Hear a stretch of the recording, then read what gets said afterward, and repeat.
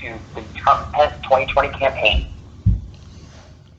Good afternoon, and welcome to our campaign's Tax Day press call. We are honored to have Vice President Mike Pence joining us on our call this afternoon. The contents of today's call are, on the record, attributable to the individual speaking, and all contents will be embargoed until the conclusion of the call. We will hold a brief question and answer period at the end of the briefing, at which time you may press *1 on your phone to ask the Vice President a question. Thank you for your participation. I will now turn today's call over to the Vice President. Well, good afternoon. Thank you for joining us. It is Tax Day in America, and we thought at the campaign that this would be a great opportunity to reflect on the choice Americans face this November and how that choice will affect their family's bottom line. You know, under President Trump's leadership, we've cut taxes across the board for working families and for businesses large and small. We've rolled back regulations at a historic pace, negotiated better trade deals. The result, we've seen before this pandemic struck, we saw American businesses large and small create more than 7 million new jobs. It's a testament to the strength of the American people and to the extraordinary vitality that this economy experienced under the president's pro-growth agenda. We're coming up on a choice for the American people, though, and on this tax day, the American people deserve to know they have a choice between a president who has cut taxes and is committed to continuing to advance policies that are already putting Americans back to work. I mean, since we started to open up America again, after having lost some 22 million jobs in the course of this pandemic, standing on the foundation of pro-growth policies and tax relief that President Trump enacted, we've actually seen more than 7 million jobs come back in this economy in the reports that were published in May and June, and we continue. Even as we deal with outbreaks in the Sun Belt, even as we continue to meet this moment with a whole of government approach, where we continue to see businesses large and small standing up. We're opening up America again, and we're doing it on a foundation of policies that let the American people and American businesses keep more of what they earn. Contrast that with Joe Biden's plan for America. I mean, if the American people were to elect Joe Biden, it would devastate our economy. The tax policies that he's advanced are really no surprise when you think about the economic record during Joe Biden's season as Vice President of the United States. He and President Obama advanced policies of higher taxes, more regulation, environmental policies that stifled American energy. And those policies caused the slowest economic recovery since the Great Depression. And they depressed wages for hardworking men and women across the country. When Joe Biden was Vice President of the United States, under their administration, 650,000 manufacturing jobs vanished under their watch. According to the Economic Policy Institute, the United States ceded 450,000 jobs to China between 2008 and 2010 alone.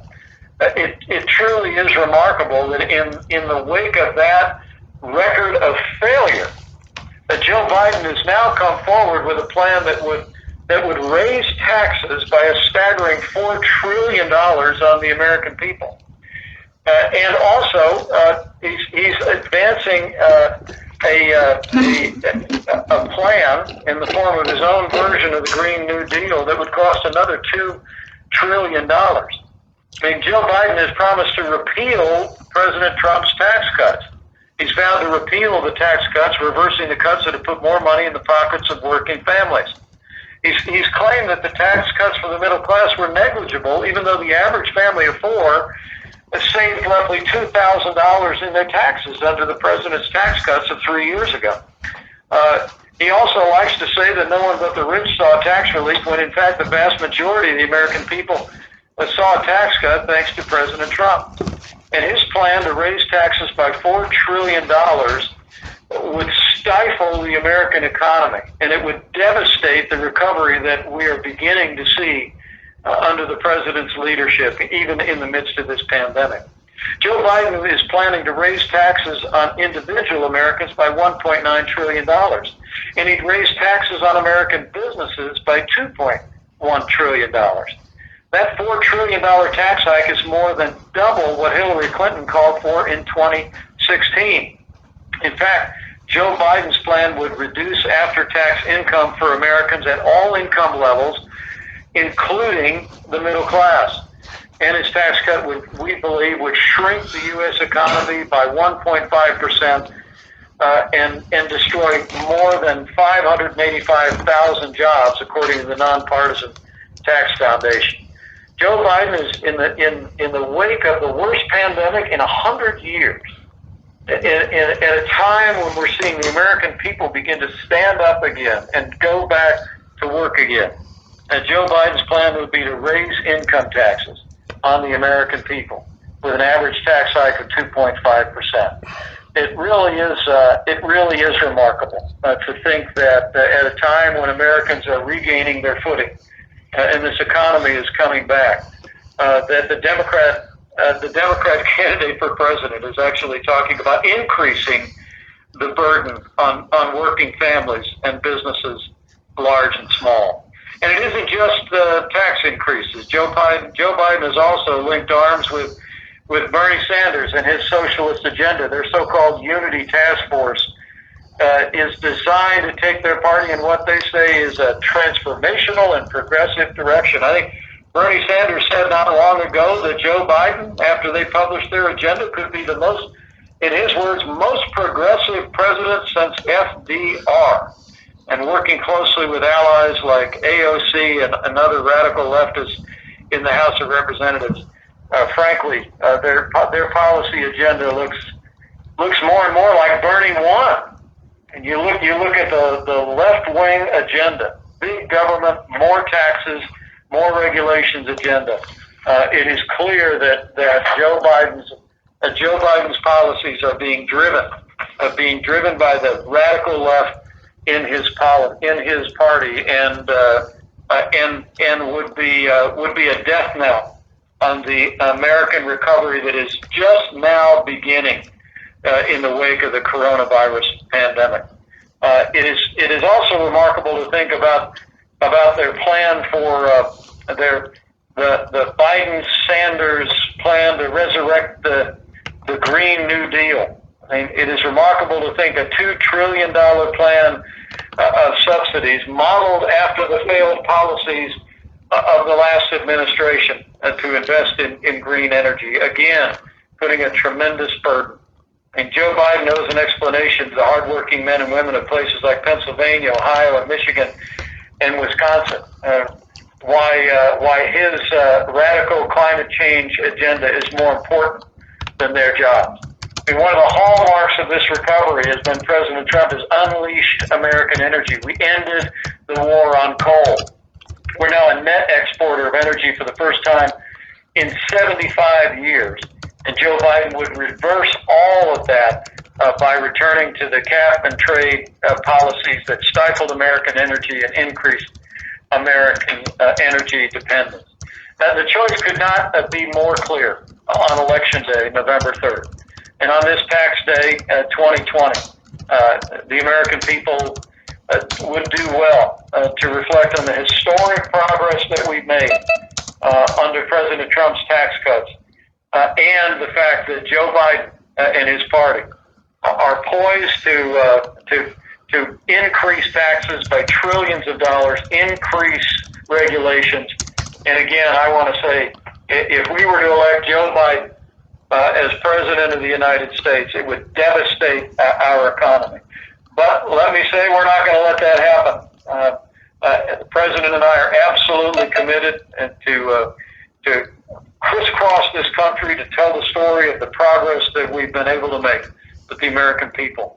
Progress that saw more than 7 million jobs created in our first 3 years. And that agenda of less taxes, less regulation, free and fair trade, more American energy is exactly the foundation on which the American comeback is happening. It's remarkable to think that in just the past 2 months alone, 7 million Americans have been able to go back to work.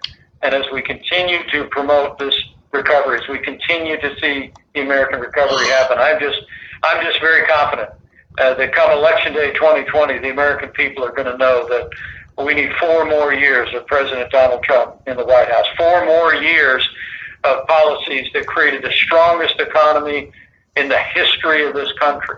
And it's 4 more years of policies that will let Americans keep more of what they earn, lift the burden of excessive regulations, continue our steady advance toward American energy independence, and policies that put America first with free and fair trade. So with that, I'd be happy to take questions, and I thank you all for being with us this afternoon. All right. At this time, ladies and gentlemen, if you have any questions, please press star 1 on your telephone keypad. Again, for questions, that's star 1 on your telephone keypad.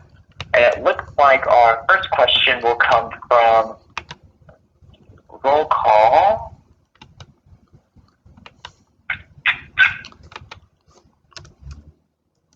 Oh, here we are. So our first question will actually come from Neil Lesniewski. Niels, your line is now open. Hello, thank you, Mr. Vice President, for doing this call. I was wondering. Niels, thank you.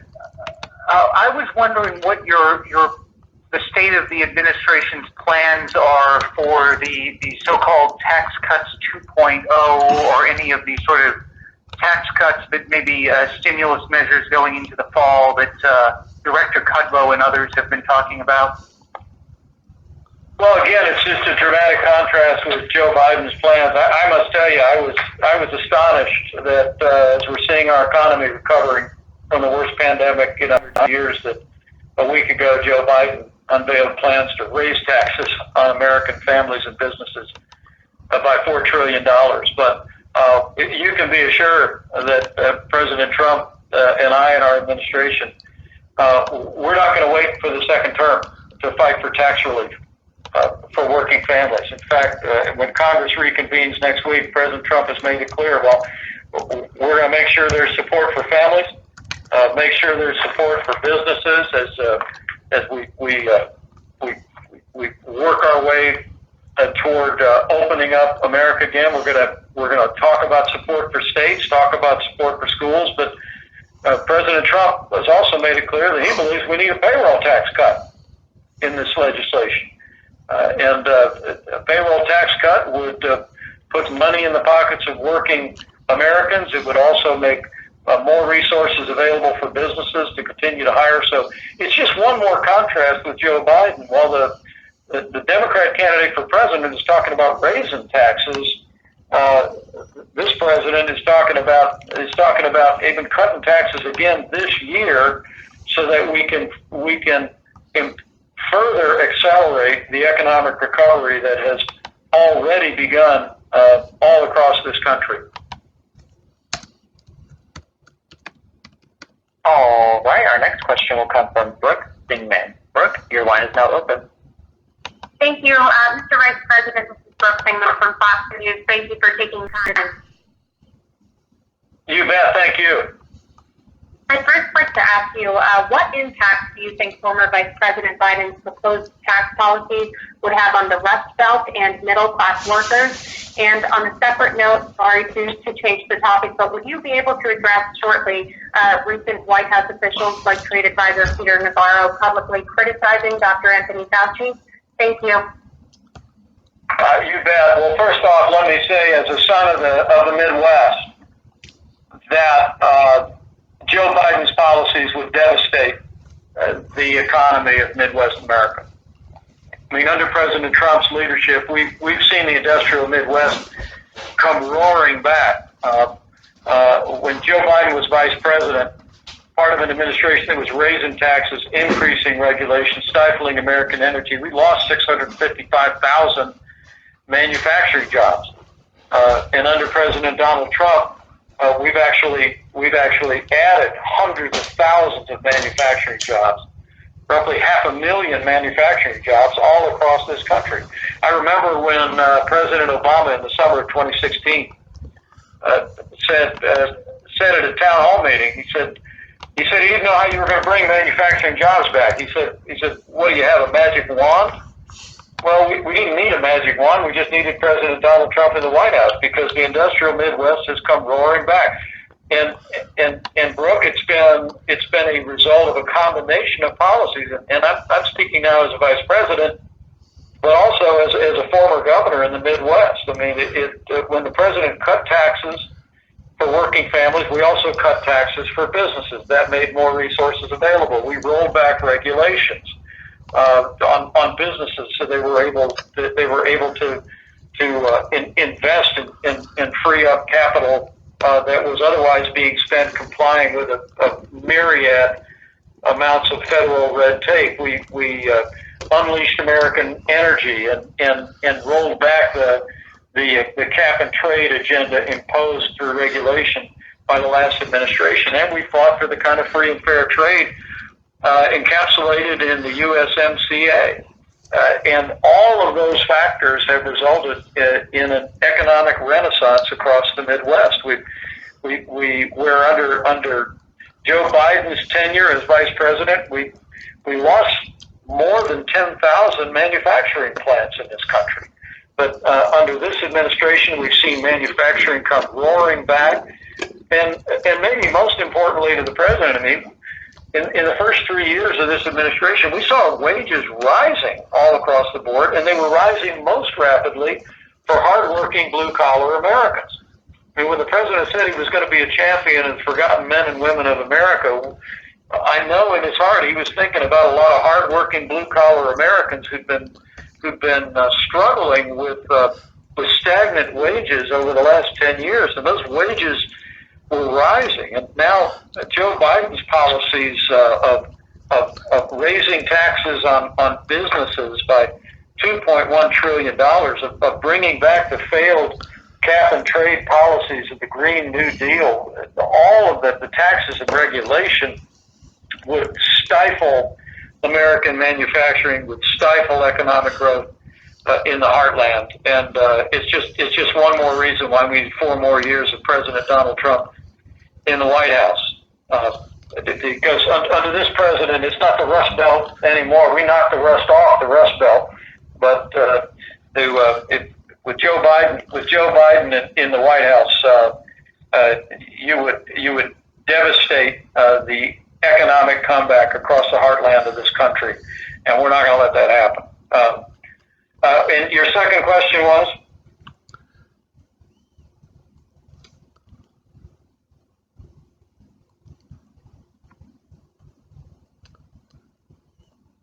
His projections related to the coronavirus pandemic. I know you've obviously worked very closely with him as you lead the coronavirus task force. So what do you say to those criticisms coming from apparently within the administration?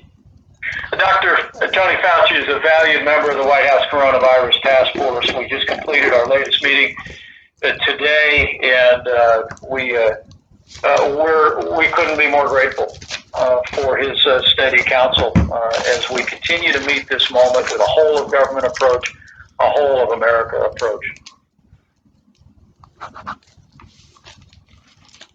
All right, our next question will come from Nicole Killian of CBS. Nicole, your line is now open. Thank you, and thank you so much, Mr. Vice President, for doing this. Just sticking with coronavirus for a second, I did want to ask you, you were just in Jacksonville over the weekend to thank the host committee for the Republican National Convention, and I understand that several safety measures were taken, but can you explain specifically why you did not wear a mask, even though the city has a mandate in place?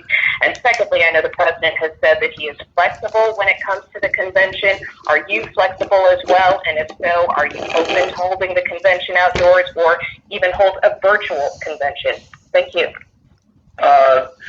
Nicole, thank you. And I wore a mask when I was in Jacksonville, and we had very good meetings. In fact, I met with leaders of 3 different hospital groups in Jacksonville on Saturday just to confirm that they had the resources and support they needed to meet this moment. With regard to the convention, I can tell you it is a work in progress. The president's indicated that we'll be flexible. We will continue to consult with Mayor Curry and other local health officials and Governor DeSantis as we move forward. But there's consideration being given to having the convention at an outdoor setting, and also putting the kind of measures in place that put the health of all of those that are participating, our delegates, visitors, and anyone else that's present. We'll put the health of everyone participating first. But, I think the American people are demonstrating all across the country that we're opening up again. And as Americans continue, particularly in the impacted areas, to take those steps to heed state and local guidance to wash your hands, practice good hygiene, wear a mask when it's indicated by state and local officials, and also to wear a mask when social distancing is not possible. We're confident that we're going to get through this, but we're going to work closely with officials in Jacksonville. The RNC is working up those plans, and I'm sure they'll be announced in the forthcoming days by the campaign. All right, and our final question will come from Steve Holland of Reuters. Steve, your line is now open. Hey there, Mr. Vice President. You talked a bit about Joe Biden's economic agenda. What is your second-term economic agenda? And secondly, why does it appear that the president is struggling in the polls against Joe Biden? Well, let me say, after the 2016 election, where I think somebody told me the other day, Steve, that there were over 100 public polls done between Labor Day and Election Day, and the president only led in a few of them. I frankly, the only poll that I put stock in is the one that's going to take place on November 3rd. And the enthusiasm that I see across the country as I travel, even in challenging times in the life of this nation, the enthusiasm we see around America for this president, for our agenda, is greater today than it was at this point 4 years ago. I really mean that. I see it everywhere I go, and I know that enthusiasm is going to carry us to a great victory on Election Day. I also know that there are some polls that are giving some encouraging numbers, that we're continuing to see positive numbers improving. The polls are closing, but as I said, the one poll that we're focused on is on Election Day. And President Trump won that. He won that election last November 2016, and we know we're going to carry off a great victory in November of 2020. All right, everyone. Thank you again to the Vice President for joining us today. Thank you, everyone, for participating in our press call. We hope you have a great rest of your day. Thanks, everybody.